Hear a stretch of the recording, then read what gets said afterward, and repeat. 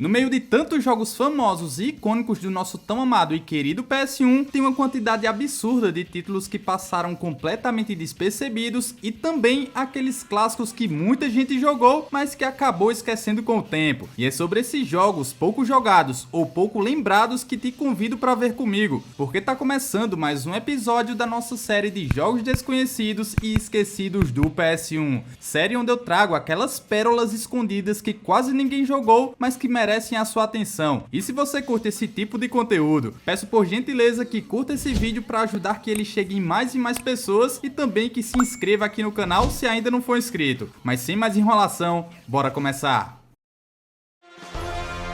Nesse vídeo eu quero começar relembrando de um jogo que marcou muito a minha infância e eu gostei demais de relembrar, mesmo ele tendo alguns problemas que desanimou muitas pessoas. Tô falando do Batman e Robin. Cara, eu joguei muito esse jogo e se você não conhece, calma aí, vem comigo que você vai conhecer ele agora. Ele foi lançado lá em 1998 e é baseado no filme de 1997. Ele coloca a gente no controle do Batman, Robin e Batgirl e o mapa é meio que um mundo aberto de Gotham City que muda conforme o tempo real do jogo. Pois é, meu amigo, a gente tem esse relógio no canto da tela que faz toda a diferença no decorrer do jogo. A gente precisa investigar locais e procurar pistas para ir até os lugares certos, na hora certa, para impedir os crimes e seguir a história. Se por acaso a gente não conseguir estar no lugar do crime na hora certa, a missão simplesmente falha e você vai precisar caçar essas pistas para impedir a ação dos criminosos naquela hora marcada. E só isso aí já foi uma ideia revolucionária para a época que esse jogo trouxe. Infelizmente ele foi um jogo que sofreu com muitos problemas de jogabilidade, mas particularmente eu me divertia demais jogando. Joguei algum tempinho dele recentemente para trazer nesse vídeo e sim, os controles são um pouco problemáticos e às vezes frustra bastante, o que é uma grande pena, né? Mas se você conseguir relevar essas falhas e aprender a controlar o jogo, você vai se surpreender com tanta coisa que ele oferece. Perseguições de carros, missões variadas, gadgets, combate livre e muita ação. Cara, se você curte explorar, gosta de desafio, tem paciência com controles e quer ver uma Gotham ousada no PS1, vale a pena dar uma chance para testar e conhecer esse jogo do Batman.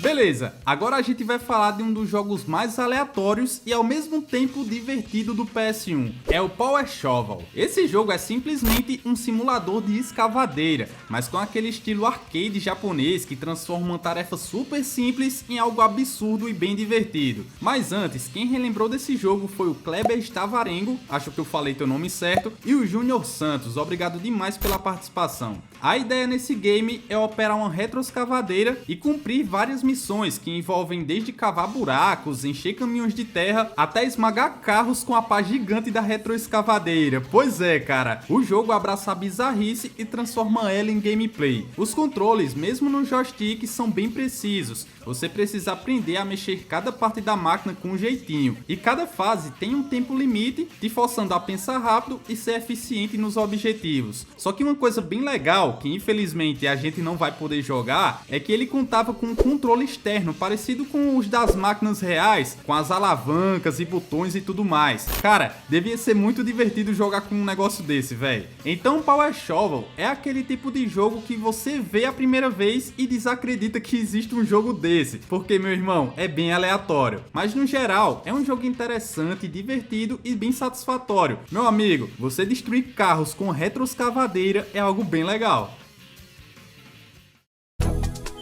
Vamos falar de um clássico que ficou esquecido, Croc, Legend of the Gobbos. Esse é um daqueles casos que dói o coração, porque foi um jogo de plataforma que tinha tudo para se tornar um mascote gigante e fazer história, mas infelizmente ele foi deixado de lado com o segundo jogo. Mas antes, quem recomendou ele foi o Bakimon, o Stubby Rubble, o Van Cunha, o Fernando, o Victor Almeida, o Giordano Marques e o Luciano do canal Conectando Games. Muito obrigado pela participação, galera. Beleza, aqui a gente acompanha Croc, um crocodilo fofinho que precisa salvar os Gobbos, umas criaturinhas peludas que foram sequestradas por um vilão chamado Barrel Dent. E a história no geral é bem simples, mas o grande charme desse jogo tá na jogabilidade e no universo com cenários coloridos e bem variados. Indo pro gameplay, o jogo vai evoluindo os desafios conforme a gente avança, com puzzles, inimigos diferentes e até segredos escondidos nas fases. Eu não joguei ele na época do PS1, PS1, então não sei se ele fez tanto sucesso na época, mas é um jogo que tem coração, tem carisma e entrega uma aventura muito divertida. Só basta você ter um pouco de paciência com os controles da época. Isso aqui serve para qualquer jogo daquela época, né? E uma coisa bem legal é que ele recebeu um remaster recentemente. Joguinho lindo demais, todo repaginado, mas infelizmente pra gente aqui do Brasil tá caro pra um caramba. Basicamente você precisa vender o PC para comprar o jogo remasterizado. Mas enfim, se você nunca jogou esse clássico de plataforma do PS1 que ficou totalmente esquecido, já anota o nome dele aí para não esquecer e jogar depois.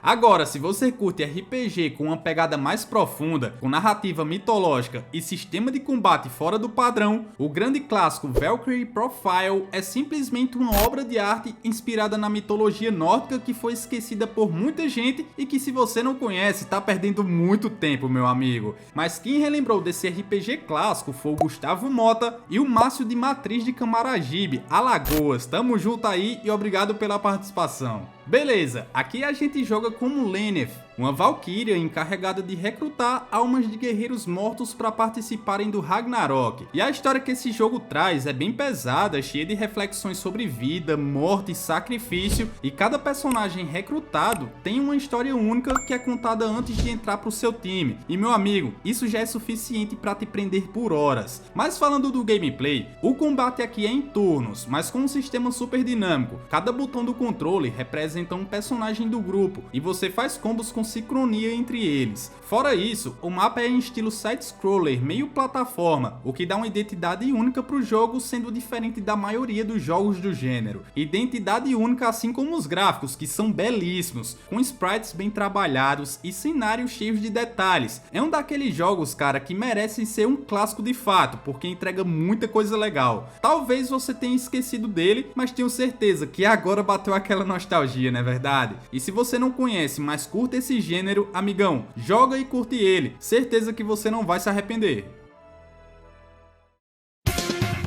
Rapaz, agora é hora de falar de um jogo que é a definição de passou batido, é sério mesmo. Tô falando do game Blaster Master, Blasting Again, que chegou no PS1 lá em 2001 e é uma continuação da série Blaster Master que começou lá no Nintendinho, mas aqui a parada é totalmente em 3D. Mas quem desenterrou esse jogo aqui foi o Alex Marcelo, muito obrigado pela lembrança, meu irmão. Aqui a gente controla Rod, filho do protagonista original, e mais uma vez tá no comando do tanque Sofia J7, enfrentando mutantes em cavernas e bases futuristas para salvar o mundo. No gameplay, o jogo mistura ação em terceira pessoa com exploração em fases abertas, e o mais legal é que a gente não controla só o tanque, tem fases que a gente alterna entre controlar o tanque e sair dele para explorar áreas a pé, o que muda bastante o estilo do gameplay. Só explorar não, né? Descer bala em um montão de inimigos é o ponto crucial do jogo, então a ação nesse jogo não falta, viu? E esse game tem aquela vibe de aventura old school com toque de ficção científica. E o melhor, é desafiador na medida certa. Se você curte jogo de ação com espírito retrô, Blasting Again é um jogo que pode te agradar demais.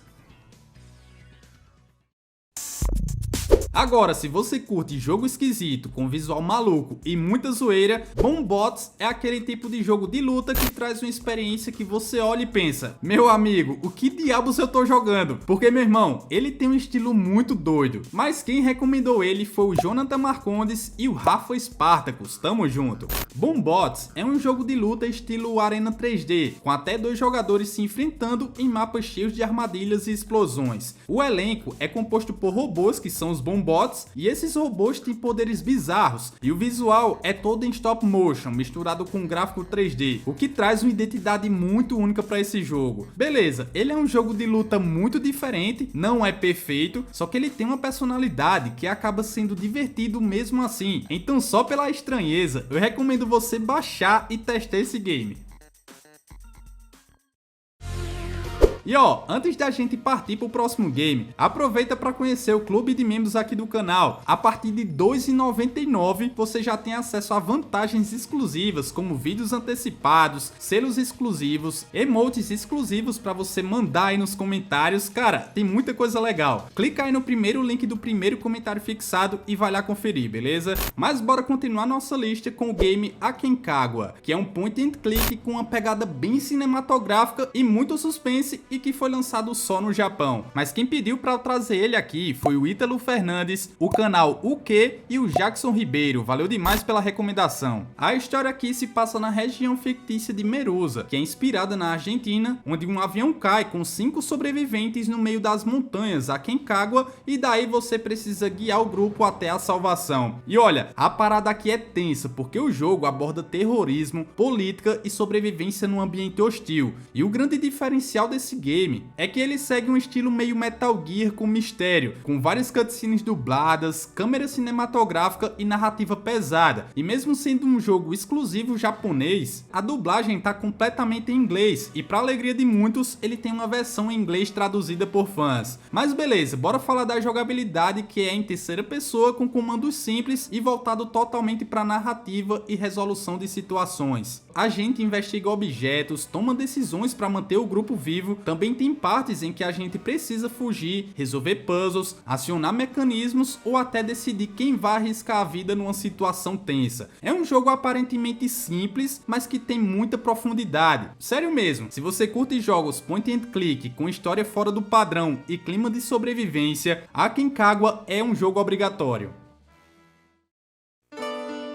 Mas vamos continuar com o game Real Fishing, que é um simulador de pesca e que foi recomendado pelo Fábio Hércules. Tamo junto! A ideia desse jogo é simples e bem executada. A gente vai para um lago tranquilo, escolhe isca, vara e tenta pegar peixes de vários tamanhos. Claro que eles têm comportamentos diferentes dependendo da espécie. Ele tem uma pegada meio relax total, tá ligado? Com sons da natureza, trilha sonora suave e gráficos com aqueles vídeos reais com cenários gravados que davam até um charme a mais. Isso tudo para deixar mais realista. O gameplay de modo geral, por mais que seja simples, tem um toque bem técnico e a gente precisa saber o momento certo de fisgar, controlar a tensão da linha e até resistir à força do peixe. Então ele tentou trazer algo interessante para quem curtia esse estilo de jogo na época. E beleza, Real Fishing não é um super simulador de pesca, mas é bem legal para desligar o cérebro e só curtir a vibe da natureza e pegar alguns peixinhos na lagoa.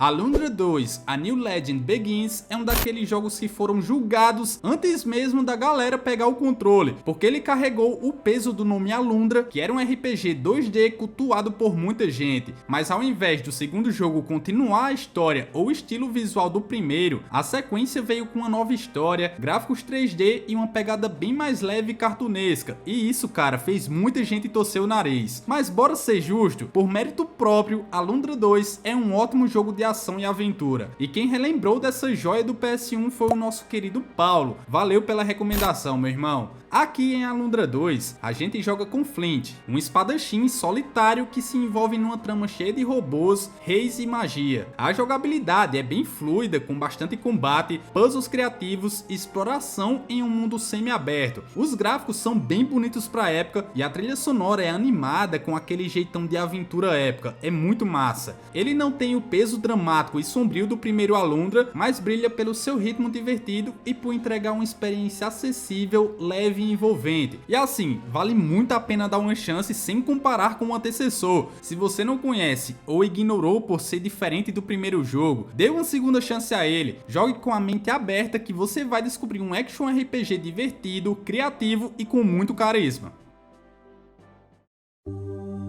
Agora é hora de falar de um jogo que foi tão subestimado, mas tão importante que basicamente plantou a semente de tudo que a From Software, criadora de jogos icônicos como Dark Souls, faria depois dele. E sim, meu amigo, vamos relembrar do clássico Kingsfield, lançado lá em dezembro de 1994. E olha, esse jogo é bruto demais, viu? Primeiro porque ele é um RPG em primeira pessoa, bem lento e explorativo, num mundo sombrio, cheio de criaturas sinistras e sem nenhum tutorial te dizendo o que fazer. Então esse jogo é interessante e merece ser relembrado. Mas antes, quem recomendou essa joia foi o grande Alessandro. Muito obrigado pela participação, meu amigo. Mas beleza, bora começar falando da história que se passa no reino de Verdit, onde uma força sombria tomou conta da terra após a morte do rei. A gente joga como um jovem guerreiro, filho do lendário herói que salvou o reino no passado, e nossa missão é explorar os túneis, cavernas e fortalezas subterrâneas de Verdit em busca da Espada da Luz. luz, a única arma capaz de derrotar o mal que se espalha naquela terra. De modo geral, é uma trama bem minimalista, focada mais na ambientação do que em diálogos. O gameplay aqui é cadenciado, você anda devagar, os combates exigem paciência e cada esquina pode esconder uma armadilha, então todo e qualquer cuidado aqui nesse jogo é pouco. Os gráficos são bem primitivos, tipo chão plano, texturas borradas, mas a sensação que ele passa de estar perdido no mundo desconhecido é o que prende. Até porque, pelo que eu vi, esse jogo foi feito em 6 meses por uma equipe pequena da From Software e quando foi lançado foi um grande sucesso. Então ele é bem simples em termos técnicos e curto no tempo de jogo, mas meu amigo, tem um peso enorme quando se fala em RPG 3D. Sem falar que ele é o avô espiritual de Demon's Souls, né? Então dá pra valorizar demais o que ele tentou fazer na época. E é óbvio que ele não é o melhor da franquia Kingsfield, mas se você curte a atmosfera pesada, exploração e desafio raiz, esse jogo é uma relíquia que merece ser jogada.